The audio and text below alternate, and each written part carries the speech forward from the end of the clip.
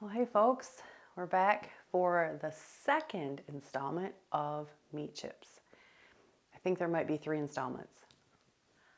I'm going to test out this replacement dehydrator. I got this at Farm and Fleet locally. It's a little bit more expensive than the one that I got from Amazon, but I'm hoping that the internal temperature is correct on this one. It has 8 trays versus the 10 trays that the other one had, although it appears to be a little bit wider. So maybe we'll get the same amount of real estate. I'm not sure. So a couple of things about the chips from last time around. The crisp factor was really good. The flavor was, the flavors were good. I liked the roast beef the best, and I liked the salami the best. I don't know why I bought so much turkey because I'm not really a huge fan of turkey lunch meat anyway. So that, I don't know what I was thinking when I did that. The thing with the deli meats is that once they're dehydrated, the seasonings that they use in these deli meats intensify. And I also noticed that a little bit of sugar in most of these, which I knew that, but I just didn't really think about it when I was dehydrating them, and I could taste it, and that bugged me. I don't want sweet tasting meat. That's gross. So that's just something to keep in mind. I don't know why I don't see any ingredients on this. That's effed up. Is it on the inside?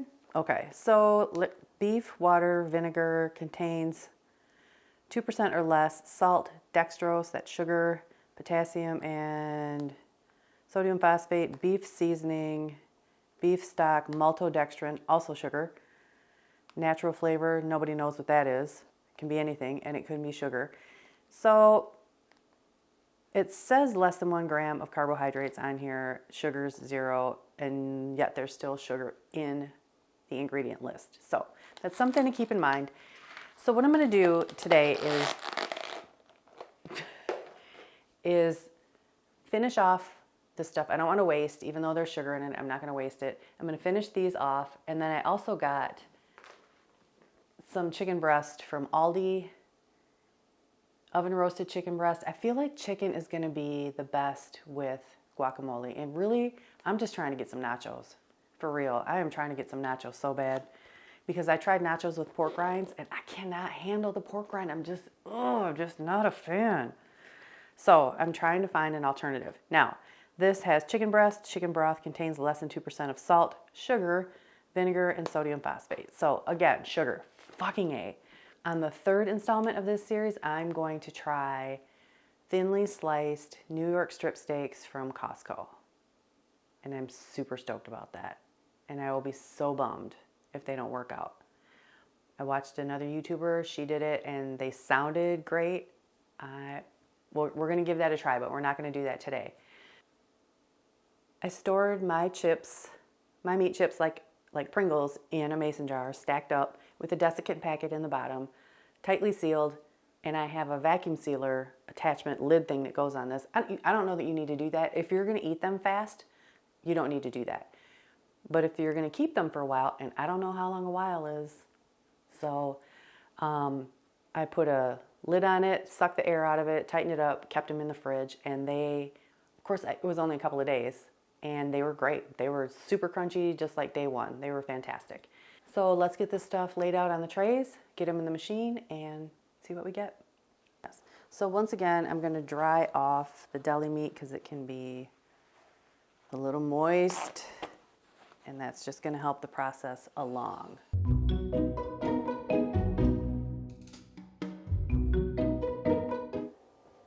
Okay, we've got her all loaded up. I found some ham in the fridge, and it's pretty thinly sliced, so I thought I'd give that a try too. So we have ham, chicken, a little bit of roast beef, and salami. Now, this is stainless steel, so I already have it full of fingerprints already. It's got a weird closure. You kind of have to lift it up and it catches on this little lip thing down here. And then there's a huge gap around the door, which I guess you want because you don't want it to contain moisture. You want the moisture to escape. So I guess that's that. So we're gonna plug it in, and then there's a big power switch back here. Okay, digital readout on top. This says off. There's another power button, so 2 power buttons. 2 hours. Clock. It's really hard to push. You have to hold it? Doesn't really say. There we go. Okay, so I'm going to put it in for 4.5 hours. Right? Okay. And then temperature, 151.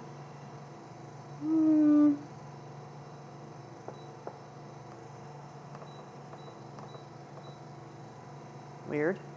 Just want to see how. Wow, this is. I was trying to get to 155, but I guess that's not going to work out. Okay, so 4.5 hours at 155. Okay, we'll see you back in 4.5 hours. We'll check it along the way. We'll do a little temperature testing like last time. Okay, the machine just shut off. I had another situation. Not another situation. This is stressing me out. Okay. I can't figure out a way to measure the internal temperature. I don't know why I feel like I need to know that. I just don't trust. I have trust issues, I guess. I put this little grimy thermometer thing that was in my oven because I didn't trust that either. And it doesn't heat up to what it says it is either. And just on one of this little vent thing here, and it stayed steady at 120 degrees, which I sent the other machine back for 120 degrees. So there's that. This shuts off immediately when the time is up, where the other machine kept it on warm. I don't know if that matters. I would never just let this run and leave the house, so I don't think that matters. So I guess we're gonna get them out and see what's up.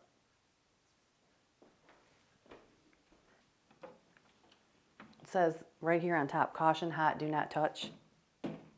It's warm, but it's not hot. See, like I can even touch this. I don't feel like that's right. That's a lot of grease. A surprising amount when the other machine produced 0. So I'm just gently blotting these. This is the chicken. See how dark that is compared to, well, this is the thicker chicken. This is the thinner chicken. So there's a difference there. Let's do a taste test on that. Let me move the camera quick. And these are just the 3 random beef chips that I had. I mean, these kind of look like potato chips, so that's cool. So we're gonna try, I already know the salami was good. I'm mostly interested in the guacamole.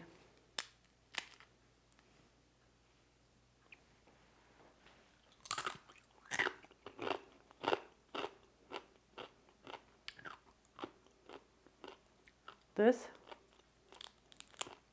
I think, is too far. I think this is too far. Probably should only went 4 hours instead of 4.5.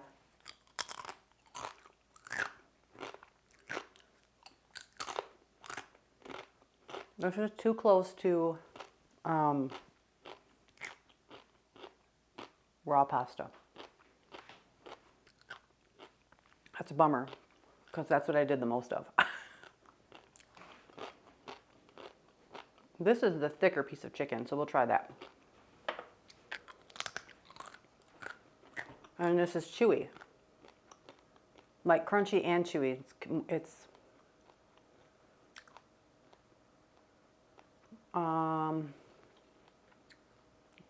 not quite jerky-like, because jerky isn't really crunchy. Dang. I'm not doing so good here.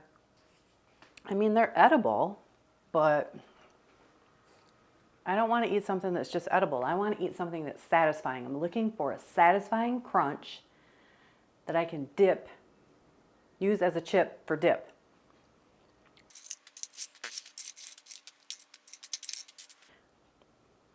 I thought I made the most of these. I guess not. Okay, well, I'm going to put these back in and just see what happens. All right, ham. Ham is next.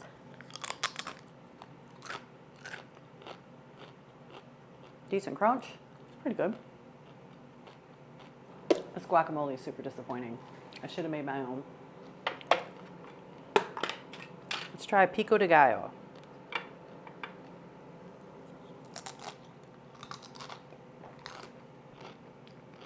That's nasty. Okay, no ham and pico de gallo. You guys, I feel like I'm failing left and right here. Roast beef and pico de gallo? Still, the beef has by far the best texture and crunch. And the salami, because that's beef. So beef might be the only thing I like. It's very chip-like. Not too hard on your teeth. Scoop's good.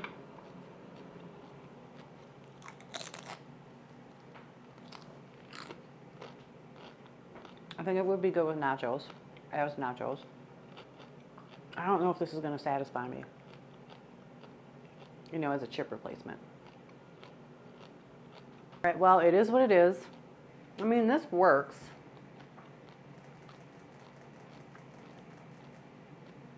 I don't know.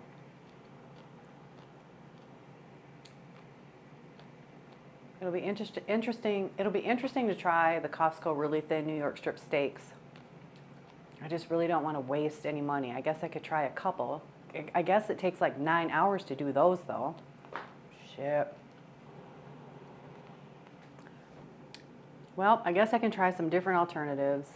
And whatever I try, I'll film so that you guys can come along for the ride. I don't know if this is my favorite. Like, it was my favorite the other day. Those turned out pretty good, chip and crunch wise. And maybe I'm just not in the mood for it today because, I don't know, I'm just not feeling it.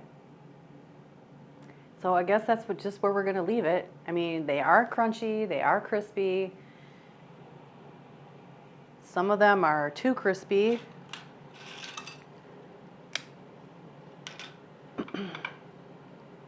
I guess I'm looking for something that actually tastes like a chip too, and that's just not going to happen. The salami was definitely the most chip-like. And the roast beef. Okay, well, you guys don't want to sit around here and watch me crunch on these, so I'm just not sure how I feel about this. Maybe I'll try it again. It could also be that the dips that I'm using aren't, because I didn't make them, so they're just average. They're just store-bought dips. I don't know. Well, thanks for hanging out with me. And remember, let food be thy medicine. And swing back around for the next in this series, and we'll see how it goes. Peace.